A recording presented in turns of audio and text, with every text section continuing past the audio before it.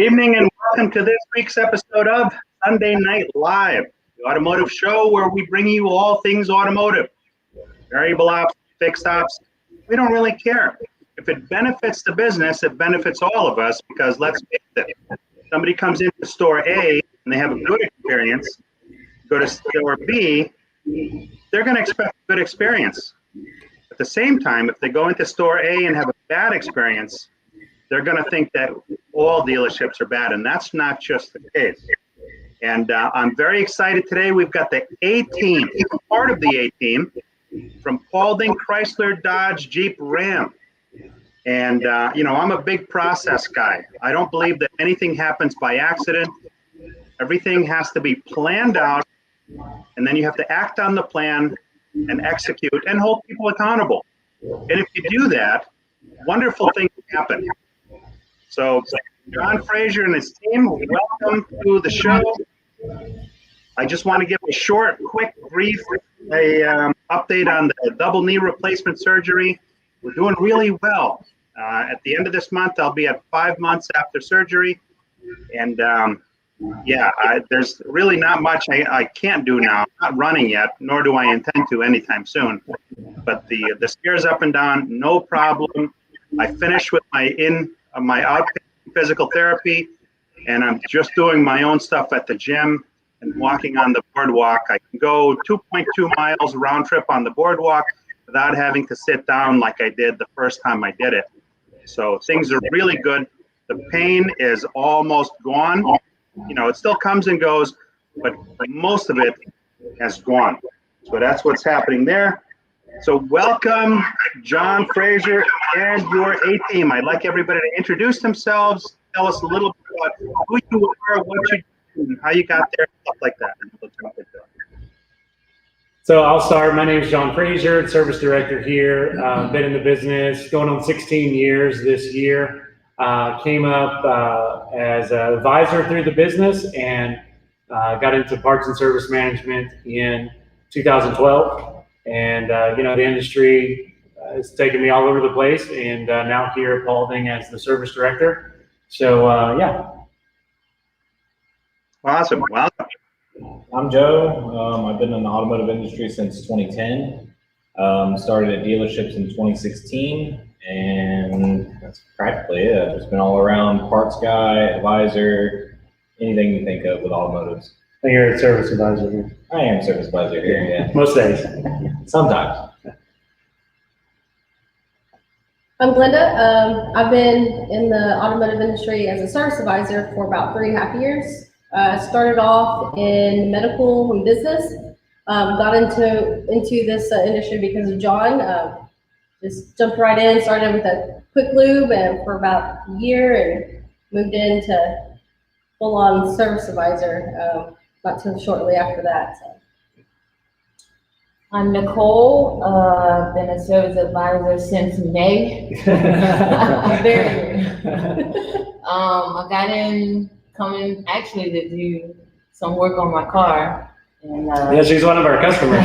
Yeah. Glenda recruited me in here, so yeah. Nicole, I do have to ask you a question though. Yes. Did they give you the disclaimer when you started working there? Yes. Yes. The disclaimer is that nobody ever leaves our business. Nobody. They don't tell you that, but like 30 years later, you're scratching your head like, wow, yeah, nobody really does leave this business, but nobody told me. But it's the best business, so welcome to it. You will love it. Some of my best friends I've met on both sides of the desk. There is no business like the car business, so you're going to love it. Congratulations and welcome. Thank you. So I'm Robert. I'm a service advisor here. I've started in the business in 1985 as a lube tech at Quaker State in Detroit, Michigan. And I've been a service advisor for about 20 years now. Wow. So we have a broad spectrum here. Let me say hello to a couple of folks online. Roger Conant, Houston is here. 98 degrees today. Yeah, I'm not a big fan of the heat there, Roger. Abel Aguirre, howdy y'all, happy Sunday. And Robert Allen Carvel, good evening from Atlanta. Robert Allen Carvel says, welcome all, and discount on service. He's already starting us off. So John and I have been friends for a while, and we met through the round table, the Fixed Ops round table. And one of the things that's always impressed me about John is that he's somewhat unconventional. And what I mean by that is he's not guided by fear. He's guided by knowledge of what to do and how to do it. And he's not afraid to jump in, roll up his sleeves, and be the first one to do something if need be done. And that's always impressed me a lot. So we developed a good friendship from that. And, I've seen him work some miracles. And that's why I'd like to bring him on the show. And we're going to talk about culture and some of the things that were, some of the things that changed and are now. So John, tell us a little bit about, or let me have you start it off. Yeah. So just sort of a summary. You had me and the dealer Danny on the show about a couple of months in. So this month marks a year that I've been here, and it's flown right by. A lot of things have happened. When I got here, we had 6 service advisors, as we have now, and it was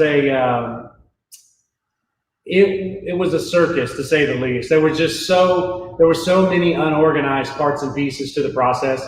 Customers would pull up in the service drive, they wouldn't be greeted. Customers would have to come inside to get anything done. There was never any follow through or follow up. I had customers' cars that had been here for 3, 4, 5 months with no communication. A customer that had been in a rental vehicle for 6 months, just racking up a daily rental bill. It was scary. So when Danny brought me on, I mean, kudos to him. He gave me 100% free reign to do what was needed. To say the least, there was no sacred cows, and not that I wanted to come in and shake the boat up and fire everybody right out of the gate. My goal was to hopefully take what was happening and form it into something that we could work with. But what was happening, unfortunately, we couldn't really work with. I put a lot of healthy pressure month 1 in July of last year, and what I mean by that, accountability, reporting. I have a very in-depth report that in a snapshot an advisor can see everything about their role, every number that they're affecting. And unfortunately, rather than taking that as a positive thing, hey, here's what you missed out on this month, let me show you how to get it next month, that kind of thing. Over half the team that was here, they saw it in a negative light. And half of them deflected, left. It got down to August, or the end of July, beginning of August, and it was just me and one advisor writing service. So I was out on the service drive, not exactly where I was wanting to be, but it was what needed to be done. And we slowly began to build from there, bringing on Glenda first, about halfway through August. Vinny, which he's not here with us this evening, Vinny came from California, moved he and his wife over here, excellent service advisor. He joined us in September. Robert came with us. Hold on one second. Yeah. Okay. This bears talking about, okay? Because look, we all look at jobs and employment, and we usually figure, okay, so I've commuted an hour to work back and forth. I've commuted 5 minutes to work back and forth. When somebody comes from the other side of the country, based on what they've seen and what they've heard, and uproots and moves their entire life, their being, their friends, everything gets left behind to come establish a new career in a new store, that speaks highly of you, your team, and the culture and the owner of the dealership. Yeah. Because that's a major move, John. That's not something we just say, hey, this guy moved over from California. No, that's major. Because quite frankly, I don't know if I would do it so readily, but if I was going to do it, I would want to make sure that the place I'm going is a place I could call home, a place that did things the way that aligned with my value system. So that's huge, huge, huge. People say you can't find people. Maybe they're not looking in the right places, but when somebody moves from California to Georgia, Yeah. I didn't want you to just go over that like it was something, because that's something huge, and I'm very proud of that. And with Vinny, you know, Vinny brought one of our technicians, Jared, who worked at the store Vinny came from. So Jared uprooted his wife. They have 5 kids? Is it 5? I think that's right. 5 or 6? 6. I mean, they moved their whole family over here because Vinny had got to experience this for a few months. And so he figured this would be a good fit for Jared. And he came over. And, you know, neither of these guys, Vinny or Jared, just made a knee-jerk decision. They came out beforehand. They spent some time with us. We went out to dinner. They spent time at the store. They saw the process, ultimately making that decision. And so from the time I began and we trimmed the fat of the team down to 1 and we built it back up. I mean, by the time Robert had got here, we had some other advisors. I'm not going to say or admit that I only hired these guys. We hired some people in between that just didn't make it. And it's, you know, I wholeheartedly take responsibility when somebody fails. It's either that I didn't give them the tools that they needed to do a good job, or I made a bad hire. And I made a few bad hires, and you only see a little bit of a person in an interview. So, you know, in this job, you got to throw them out there and put them to work and see how they work with the rest of your crew before you can really know what you got. So all in all, this past year has, it's had its ups and downs, I would say. I think for Robert would probably admit, you know, he came from, you know, doing service one way, and it was probably different here. The first couple of months was a little bumpy for Robert. And he probably had those moments where, like, I don't know about this John Fraser guy. I don't know about this process. But he powered through it because, you know, he's been in it so long. He came into a lot of technology that you didn't have to use with the iPads and writing up on the drive, the texting tool, the digital multi-point. You know, he's proof that no matter how long you've been in the business, whether it's a month or 20 years, as long as there's a process and the proper teamwork and culture behind it, you can do this. I mean, it's not rocket science. There's nothing magical about what we do. We just follow a very structured process every single day. Hey, John, talk about tools over the years. When I started in this business, this was before computers. Everything was handwritten. Mm-hmm. Oh, yeah. And paper ledgers. Oh, yeah. Stone and a chisel. Well, not that far back. Hey, I don't look 70, do I? Because I'm not 70. I just want to clarify that. Hey, want to get to a couple of comments before we get too deep in. Steve Chesson from California says hello. Roger says, yay, Nicole. So great you are an advisor. Recruiting women customers is an awesome way to get them in. I totally 100% agree with Roger. Mike Vogel says John Fraser is the real deal that can actually walk the talk. Hey, Mike, those are my words. I'll see you in court, my friend. Robert Allen Carvel says you are only as good as your worst employee. Man, that is so right. And I like the fact that, you know what, you take responsibility for the good and the bad, because let's face it, as leaders, we're responsible for the team. And you couldn't have said it any better. It happens or doesn't happen because of what we do or don't do. So kudos to you for that. Mike, let's see. Mike Vogel says, Paul Meyer, you are right. Once you're in, you don't get out. 40 plus years for me. Yeah, Mike and I are the old guys in the room here.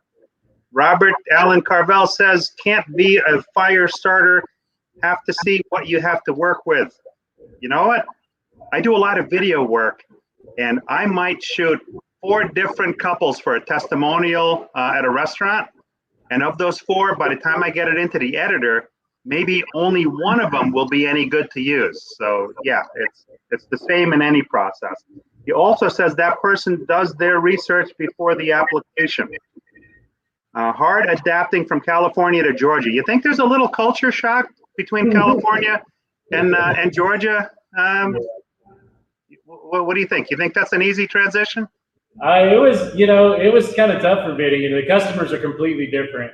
And he came from a fleet business store. So he was at a Ram store that was just Ram trucks. So he came from dealing with California business fleet customers to, Northwest Atlanta, Georgia, customers. And it was quite the demographic change for him. I can well imagine, man. It must have been like a total culture shock. Mm-hmm. And Mark Williamson says, trial by fire, the best form of OJT. Michael Larkin, hello from West Hartford. And Mike Vogel says, your best recruiter should be your current team members if you've created the right culture / atmosphere. Yeah, that's what I was saying before. And for the guy from California to bring another team member over to uproot his whole family, I mean, that you probably can't even appreciate how huge that is. And that's incredible. And to speak on that, that's been more than just the occasion with Vinny. So Joe, one of our other advisors that isn't here is Andrea. So Joe worked with Andrea how long ago? Yeah. So but they've known each other for many, many years, and they both worked at Subaru, right? We both worked at Subaru and Best Buy. And other retail facilities. So in and out of the automotive business, but he had been here about a month, 2 months or so, probably, and got Andrea in front of me, and she's been a huge, again, one of our other females, been a huge asset to our service drive team as well. This has also occurred in the shop. So I have a technician that I hired back in July, beginning of August, from another dealership about an hour up the road. And actually beginning this week, an advisor that he's worked with for years is starting with us. A technician that he's worked with for a few years is starting with us tomorrow. And they're bringing another technician from that same store. So he's going to contribute 3 employees. This technician, Brian, is going to contribute 3 employees to our team over the next week. So it just, to me, just speaks volumes about the way we've structured our crew up here, the way you guys interact with the shop. Oh, and Glenda brings Nicole on. She was actually one of my customers. And it's, when we talk about how we change culture in the front of the store or in the service drive and in the shop, I think it's done differently. I think to change the shop and the morale in the shop and the culture in the shop, you have to change the quality of advisors that you have. If you don't have quality advisors that are watching out for the technician's hours and selling all the work and putting the effort in to sell the multi-point and that kind of thing, the shop is just going to decay. It'll get stagnant. And it's once you get to that point, it's really hard to turn it around. And that's where we were. Before this crew we have here got on board as a whole, technicians didn't want to do the multi-point because they felt, the advisor's just not going to sell it. The technicians didn't feel like that the advisors had their back.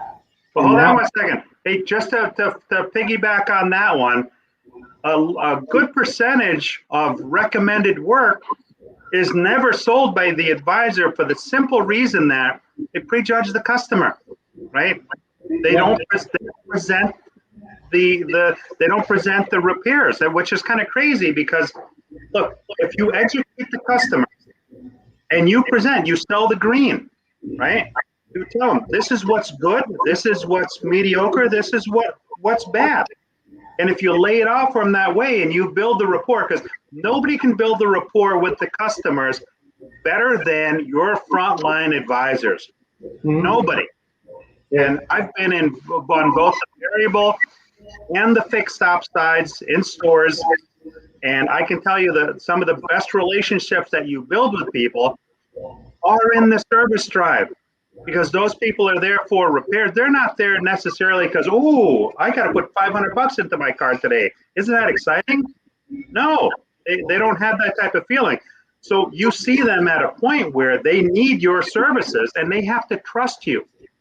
If they trust you, They will do everything they need with you when they need it. And if they can't do it today for whatever reason, they'll come back tomorrow and they'll bring all their friends, they'll bring their family, they'll bring their coworkers. So, Yes. I mean, these guys, I think each of you have had an experience where you probably felt beat down. This customer's not going to buy. I mean, Robert, I think you probably had the biggest one that I've seen in quite some time. With Mr. Smith with the Viper. He just had a guy drop 10 grand, literally $9,700 on a 2006 Dodge Viper.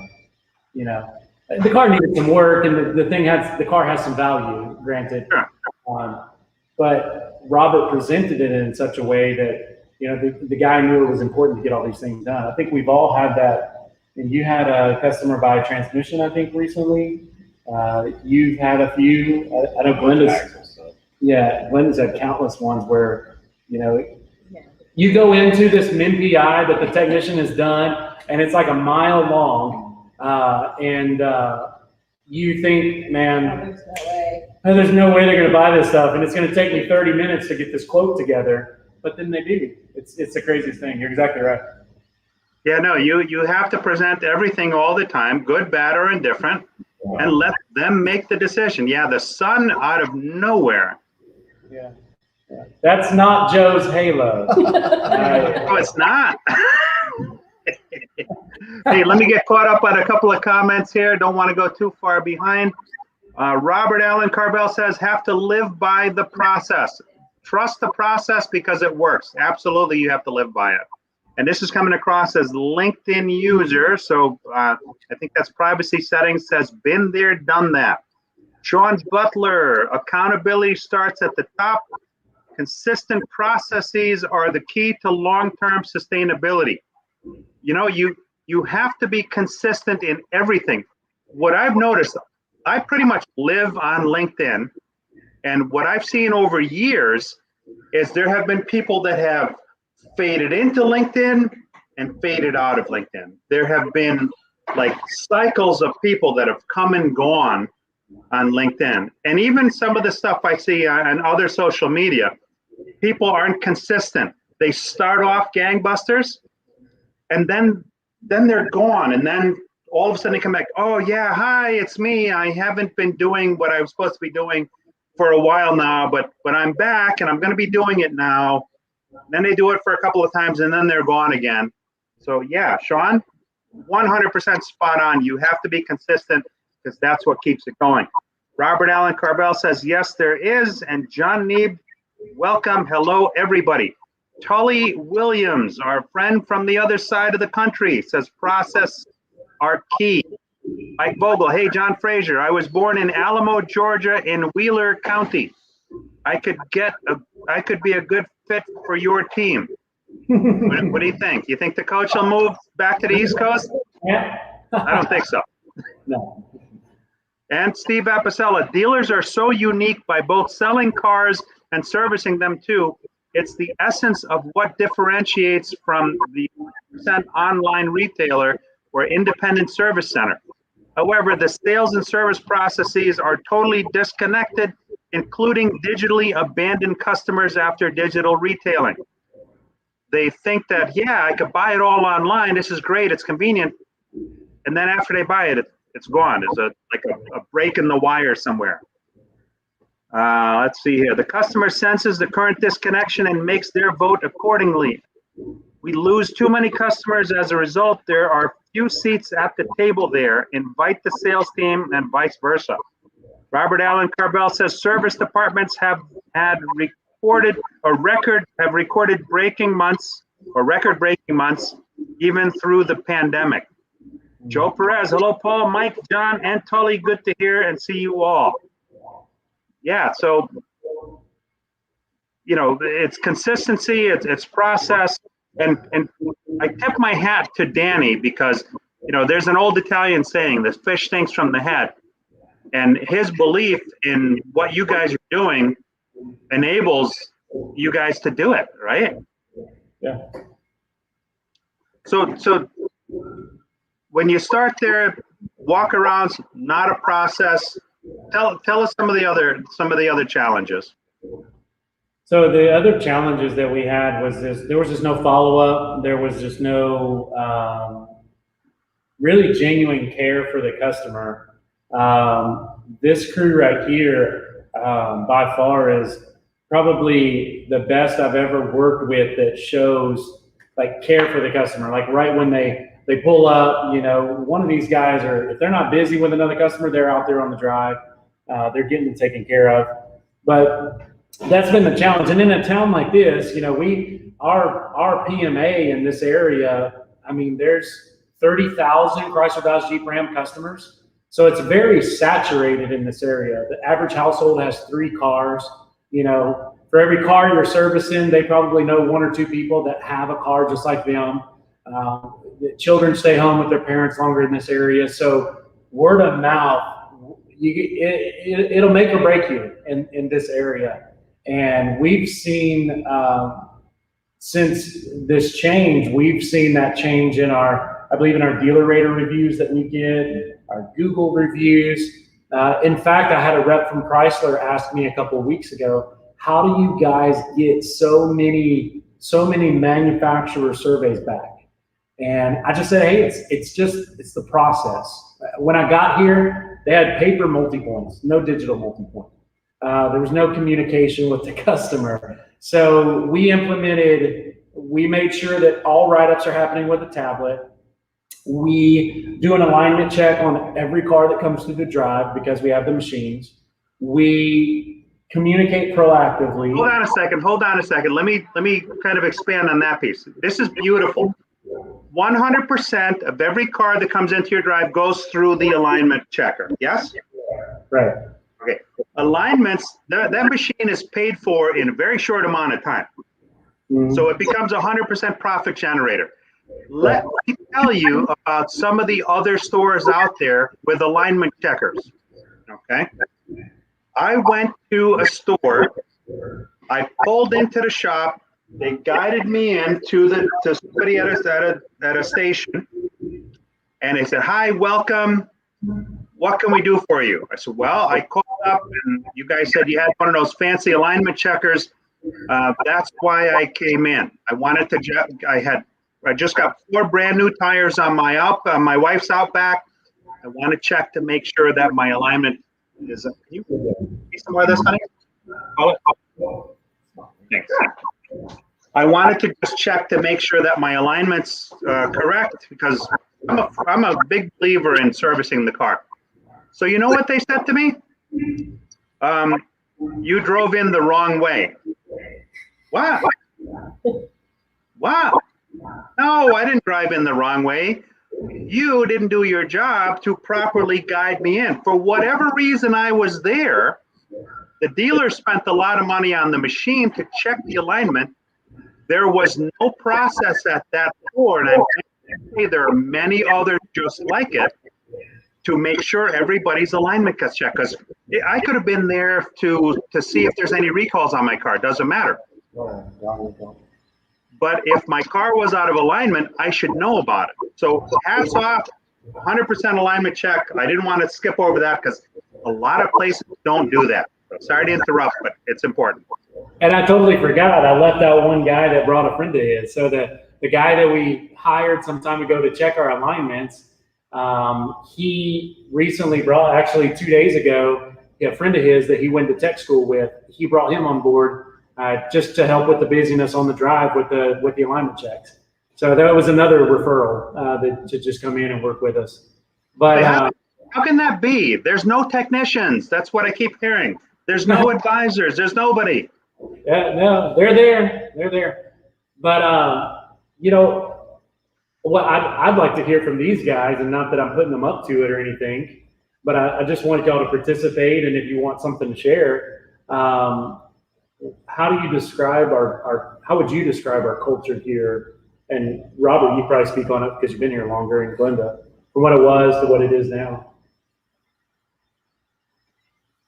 I'm going to defer to Glenda to start with that.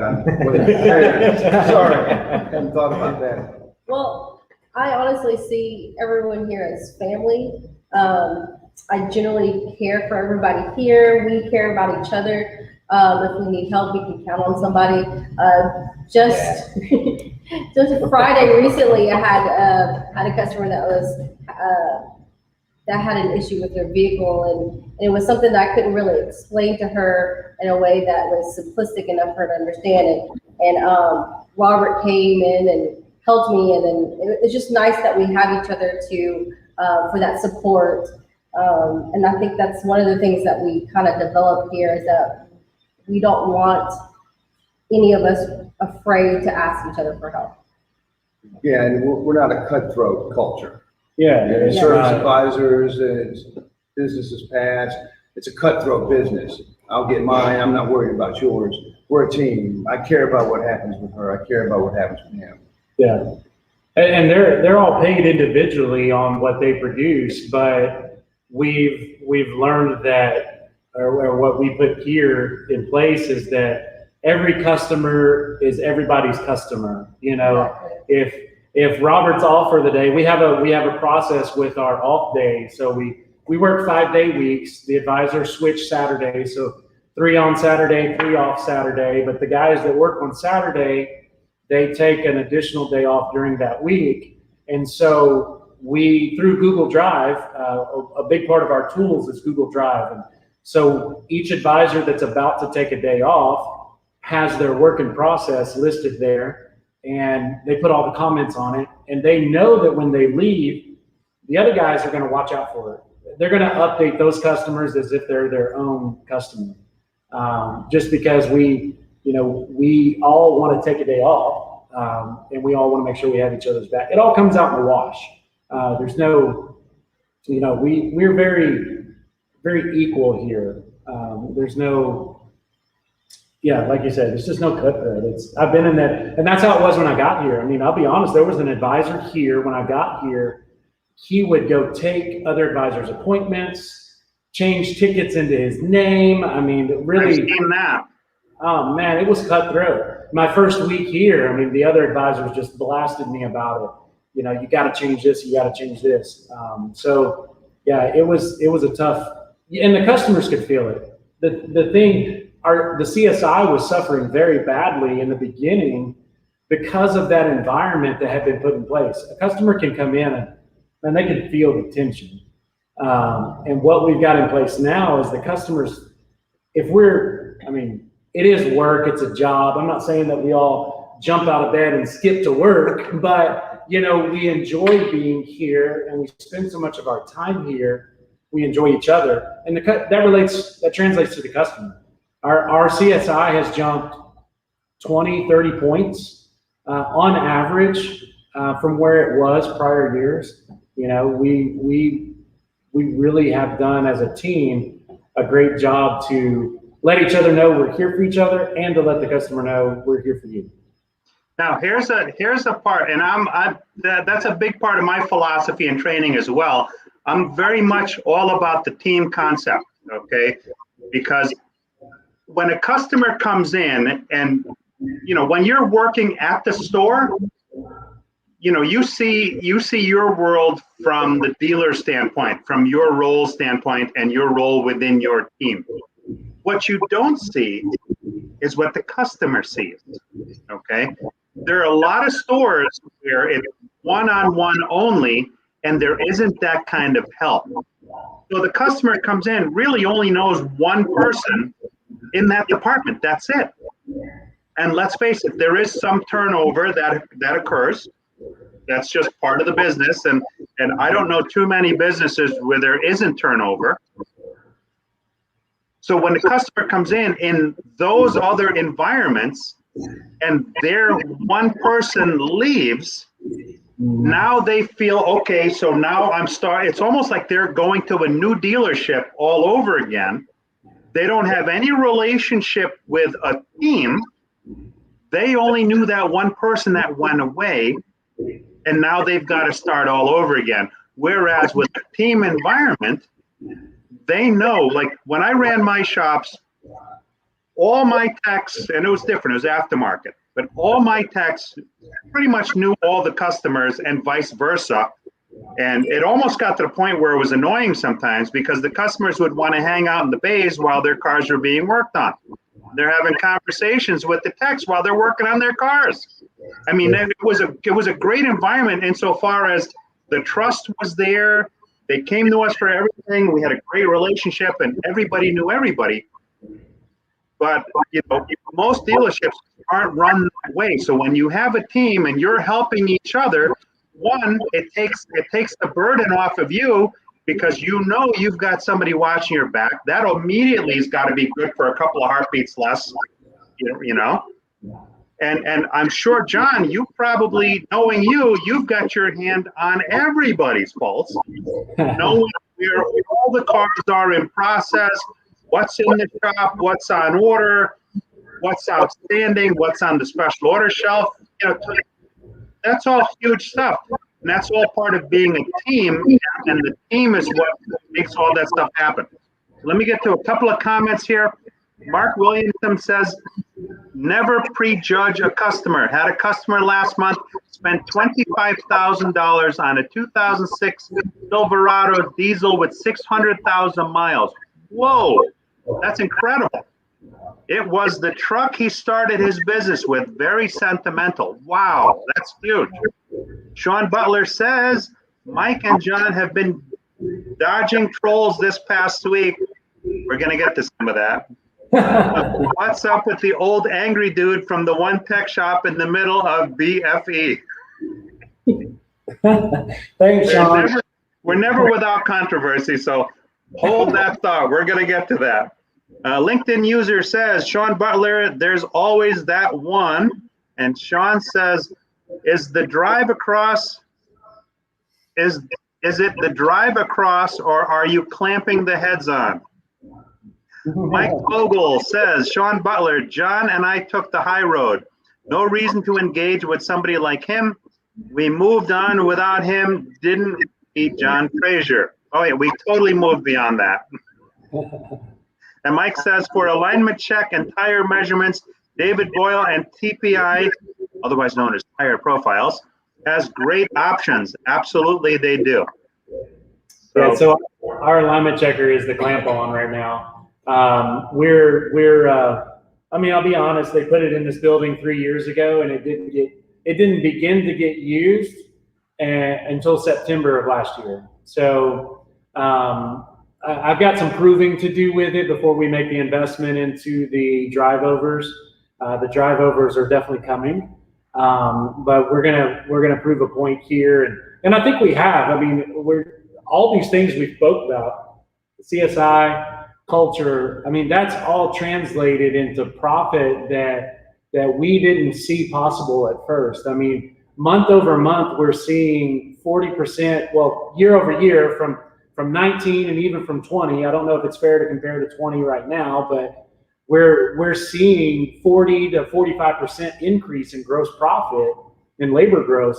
And these guys right here, I mean, they're not anything to turn your nose up. I mean, each one of these guys, gals on the team, they write consistently 500, 550, even a couple of them over $600 per customer pay repair order.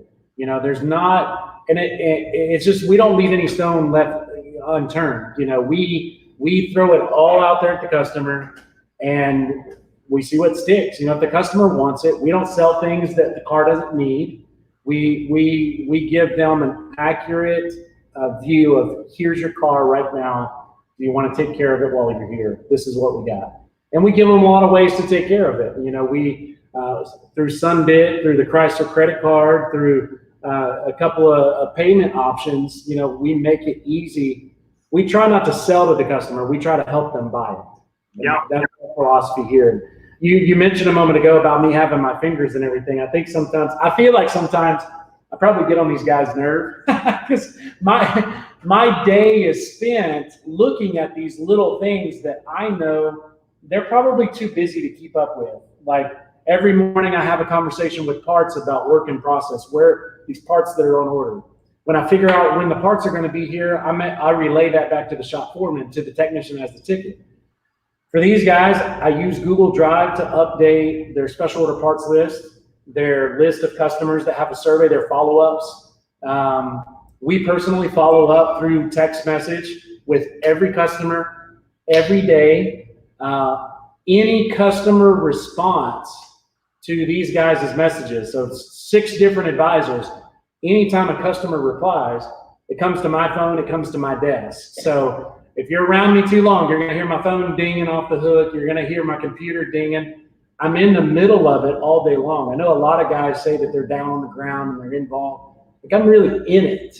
I mean, if it's a Saturday morning, this is our service drive back here, and the first hour of any given Saturday is chaos. So these guys stay out on the drive. I'm in the captain's seat back here at a computer. I'm doing all their paperwork for them, so they don't have to come back to their desk. So, you know, I spend my day throughout the day saying, hey, Nicole, watch out for this. Hey, Robert, this customer said this. Hey, Joe, you got this part that's coming in. We need to get this done. It's like being the quarterback, and it's exhausting, but it's needed. It's needed, and a lot of people don't do it. I can't tell you how many stores I've walked into, okay, and I just ask them generic questions. I go in the parts department, and this is one of my favorite stops. I walk over to the special order shelf, and I ask, do you know how much money you have sitting on that special order shelf? And the answer I get is, well, I could find out. No, if you could find out, you're not going to find out because you're too busy doing other stuff. And then my second follow-up question to that is, do you know what percentage of those special order parts are scheduled for a customer? Well, I could look that up. No, you could look it up means you're not going to look it up. So by doing that on a daily basis, that's huge. Dealers lose so much money on obsolescence because nobody's doing that, right? Nobody's doing that. And guess what? The customer wins. The customer wins because if you stay on top of it, look, we all have a lot of stuff that goes on in our lives every day. It's, you know, if my car needs something and I'm still driving it, it may not mean as much to me, but guess what? It should. And by you constantly looking at who needs what or who's got what on order and who's got to come back in to have work done, you're looking out for their best interest. Because when you don't do that and they get stuck on the road somewhere, guess who all of a sudden they're going to blame? What do you mean? Oh, this part failed? Oh, you mean you had that part on hold for me for how long and you didn't call me? Are you kidding me? Yeah, exactly. So, you know, that's great stuff there, man. Yeah. And I don't want to send the wrong message here. I don't think any one of us here would say we've got it all figured out. I think Glenda and I were talking about this earlier. It's like, what is our challenge now, you know, where we are? And I think for me is trying to provide a more of a consistent, fluid process for every customer. You know, I feel like Robert came to me a couple of weeks ago about, you know, trying to estimate job times, how long your car is going to be here. And I think that's where one of the area we're trying to polish is that, you know, for many of our customers that go through the process from start to finish, it goes great. And then like a couple of customers, you know, we get caught up with, you know, parts are on order or they get on back order. You know, we're dealing with still living in this, I guess, post-COVID, COVID kind of era where there's shortages and then the chip thing. And, you know, so there's those struggles that I think our biggest ones is dealing with that. You know, and sometimes it leaves us feeling a little defeated. You know, we're all juggling 10, 15, 20 customers a day, and we want to make sure they all have a good experience, but it often, there's sometimes it falls through the cracks, you know. So for the newer folks on the team here,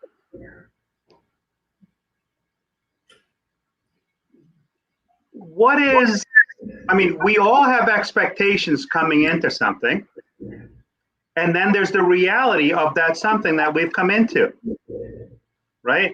So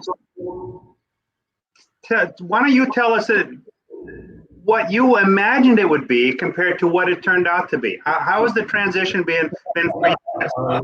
Rainbows, gumdrop. No. I came from a dealership that was not keen on giving tools and technology as far as like, you have a pen and a pad, you can do it that way or you can do it with technology. We're doing good enough, so we're not going to give you that. coming here and working with John and seeing how involved he is as a manager and with the customers was a huge eye opener for me. Where I came from before, the managers didn't really care until the customer was like screaming. And then it was like, hey, what'd you do wrong? Reactionary. Problem. Yeah. No, John's involved with it from the get-go. Like if a customer, like for example, we have a car that needs a lot of work done. John's the first person to say, let's make a deal. Let me help you out. He will take that customer and go with you in on it and help the customer out so that they will return to do more services and everything like that. So I would say that's like the biggest thing here as far as like what I dealt with other dealerships is that the managers are involved and they do care. Does it make you feel less afraid to screw up? I mean, yes and no. I mean, if I do make a mistake, John is there to correct it and help me, but he will coach me in the right direction to not make the same mistake again. So there's a lot of lenience with John, I will say, because he's like kind of like, hey, I'm not going to be there every step of the way. Go figure it out. But when you screw up, I'm going to let you know, and I'm going to tell you how to fix it. So, that's the best That's way. very nice of you. I mean, it is. let's be honest. I've been very hard on Joe. I mean, he calls me Old Change Joe. So. I tell him he can't sell much more than an oil change half the time. But, Oh, my. you know, when I hire somebody like Joe versus or Robert versus like Nicole, never done it before. So my expectations are a little different. You know, I'm very patient to a point. But, you know, like with Joe, so we've had our moments, you know, but he's probably pretty accurate in saying I've gotten to the point, hey, go figure it out. I give everybody enough leash. I mean, and I've told everybody, you got $250 to make a decision if you feel like it. Listen, if it's under $250, just get it done. If you feel like that's gonna make or break the deal for the customer, you know, so they've got some leniency when it comes to that. Now, like Nicole, you know, she's brand new. I mean, she comes to me, she's got her own office, she's sort of out of the nest, but she comes to us with everything just to be sure, you know, hey, am I going down the right road here? So Sure. Empowerment, I think, is the word. Empowerment. You empower your team and you give them the tools that they need and empower them to make the decisions that they feel are best for the store. I have a policy on mistakes. I usually try not to make the same mistake twice unless I really, really like it. If I really like the mistake, I might make it a second time. But generally speaking, I don't. So that's great feedback. Nicole, you have a kind of a different perspective. And being new is both a blessing and a curse at the same time. I can totally understand because I've had a lot of new people come in that I've trained over the years that will come to me or will go to John for everything because we always want to make sure we're doing the right thing. So from that standpoint, it might be a little stressful. But where you are ahead of the game with everybody who's been there for a long time is that you come in with the view of a customer because that's how you started there. So you should have wicked empathy for what the customer goes through, more so because you're the newest team member. So most of your knowledge is on the customer side. And as a customer, what you would want to expect and how you would want to be treated as a customer, that's got to be biggest for you. That's your biggest plus right now, because that helps you to interact with the customers in such a way that, you know, you speak their language more so because you're the closest to who they are right now. So tell us about, you know, it must have been strange. Wow, they want me to work here and I'm a customer? So tell us kind of how that transition came about and what you expected and what it turned out to be. I didn't really have any expectations, to be honest. I was a little nervous because I've never been in the business, but I've always thought about it. So it was interesting when Glenda brought it to me. I was just like, that's crazy. I've been interested, just never gotten to get into it because I was nervous that it wouldn't be a fit for me. And, you know, I'm kind of stuck to like comfort and where I was at already. So, you know, she told me about it and just said, come try it out and everything. And then I pretty much like it. I didn't really have any expectations though. The customers Oh, I are, guess that's a safe way to go in, because I always have expectations and preconceived notions of everything, and then I spend too much time looking the stuff up before I actually do it. yeah. Probably waste a lot of time that way. Hey, Paul, I later found out that she had a service bill on her car. So Glenda was like, if you come work here, we can get you a discount on the service. Just Glenda, always the deal maker. So now we're gonna throw the flashbang into the room. Oh man. Ready? What is this $10,000 or sometimes more to attract somebody? I mean, what it tells me personally, they're not coming to me so much as they are coming to the money. And if they're leaving where they are strictly for the money, how are they going to feel about me? And what does that do for the overall cohesion of the team? Are they team players? You know, give me your feeling on some of that. So, I mean, over the past couple of weeks, I've seen several posts. I mean, I actually just shared on my LinkedIn. You guys can go check it out. Where I've seen 3 different posts just this past week, and I do want to say I'm not against the sign-on bonus thing. I'm not against it. I'm not against helping somebody with relocation, you know, if that were a need. Maybe some people are in a position where, you know, they don't have a place to turn. We got to throw this out there, so that's the only way we can probably attract somebody. Be that because of the demographics of the town, because of the, you know, whatever the case is. I think what it says is that maybe not in the immediate past, but over time, I think what it says is this store has gone down a road of this is our last resort. This is the only way. I mean, I can't imagine if I were to put that out there. And again, I'm not saying I got it all figured out. I'm not saying I got the perfect culture here. Nobody does. Just as many changes as I've done on the drive or had on the drive, we've had that in the shop. I mean, when I first got here, we had some cancer. We had a very cancerous leadership in the shop that, you know, I worked on for about a couple of months. It just wasn't going to work. And our shop foreman now is, man, I tell you, I've never seen a guy continually turn the hours that he turns while keeping all the other technicians fat and happy and productive. And I mean, we've literally gone from, on average, we've put another 800, almost 1,000 hours a month more on the books than we had been doing before with the same amount of guys.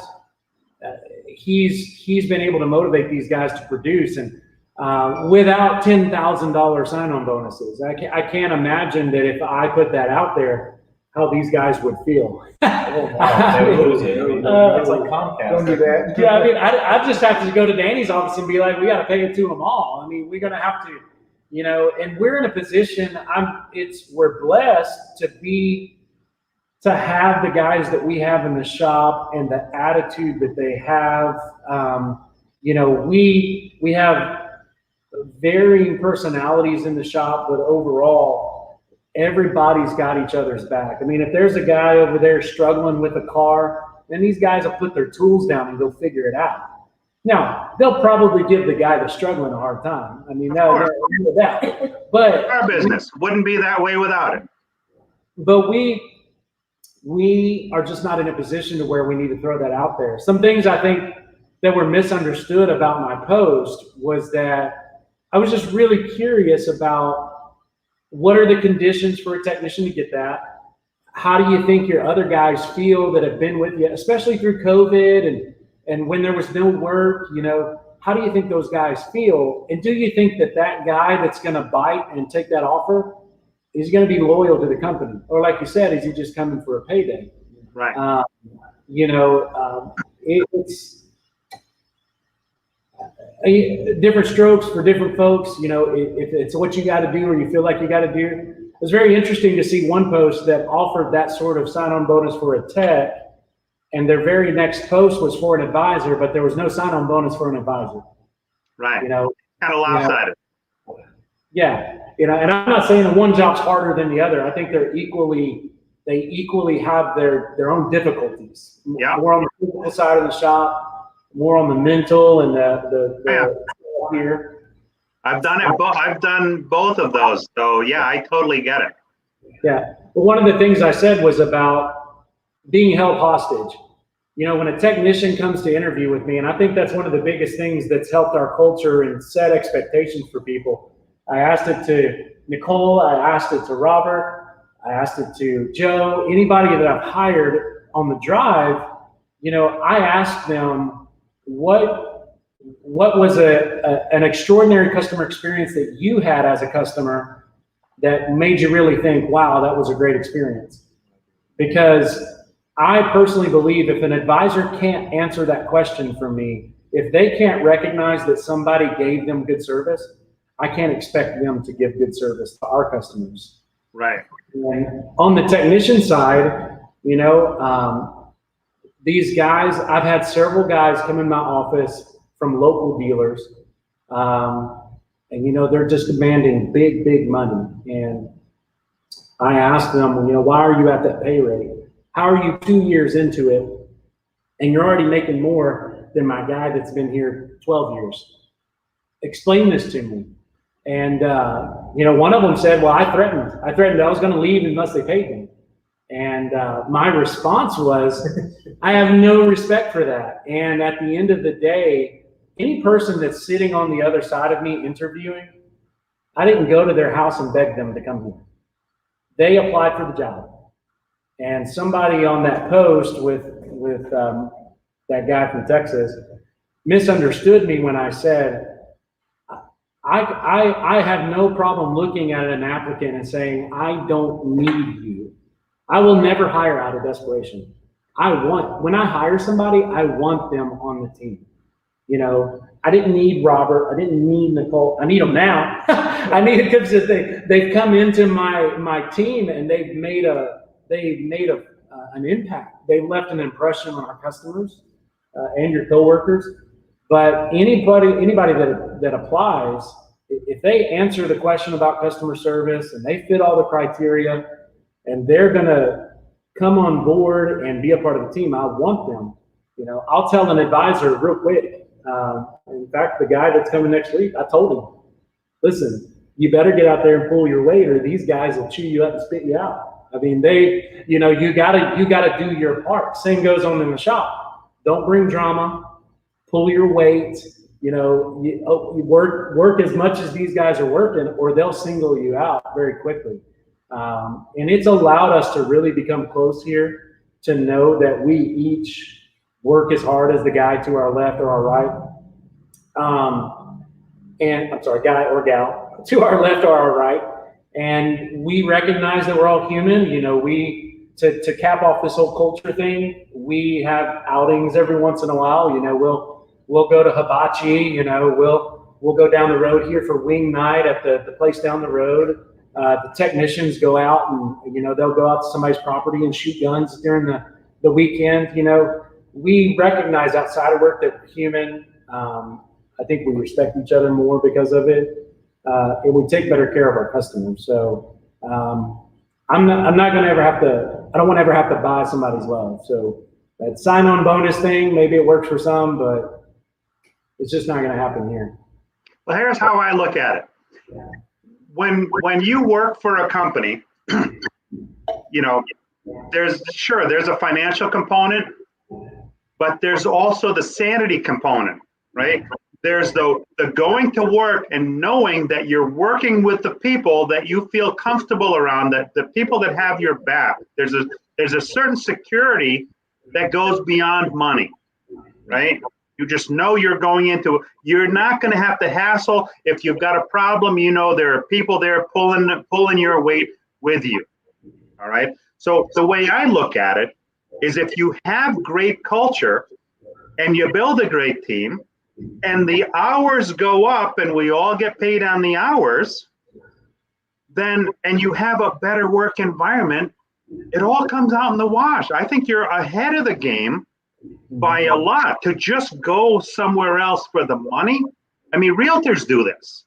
Realtors will change from this agency to that agency to that agency. They go for however long that bonus, the hook bonus brought them in for. They'll stay that long and then they'll go to the next one. There's no team. They are truly on an island by themselves. Yeah. So yeah, there are different schools of thoughts, and yes, not everybody has the same situation. But let me tell you this, and nobody has got to figure it out. But regardless of the situation, regardless of the demographics, for somebody to get on a plane, train, car, whatever, and come from California, the West Coast, to come to the East Coast, there's more to it than money. There's definitely more to it than money. I want to get to a couple of comments here because we're running low on time. Sean Butler says, John is on point. Great stuff. Bears repeating. John is on point. Great stuff. Nathaniel Ebel, hey guys, good evening. Ron Usher says, if you have trust and respect from your leader, you give trust and respect to your customer. Good job, John. Thumbs up emoji, and then teamwork. And Mark Williamson says, many employment websites and recruiters have pushed the sign-on bonuses into our industry, but it's not necessarily the best way. And you know what? There's no one right answer for anything, but I think over time, we'll find out what the right answer is. But for me personally, I've always believed in the culture, developing the team, the mutual respect, and the fact that people will go to battle for you because they know that you've got their back. So we're a little over time. I own the network, so it doesn't really matter. But to be respectful for everyone on a Sunday night, I want to thank you guys, Glenda, John, Joe, Nicole, Robert. I appreciate you guys spending your Sunday night with us. You put some good stuff out there today that's going to help a lot of people. If anybody sees value in this and they feel that there's somebody that might benefit from this conversation, please either share the show or make them aware of it, because the better we all get, it makes it better for all of us. So thank you very much. I appreciate you guys. Have an awesome week coming up. Everybody be safe. And we will see you next week on Sunday Night Live. Bye.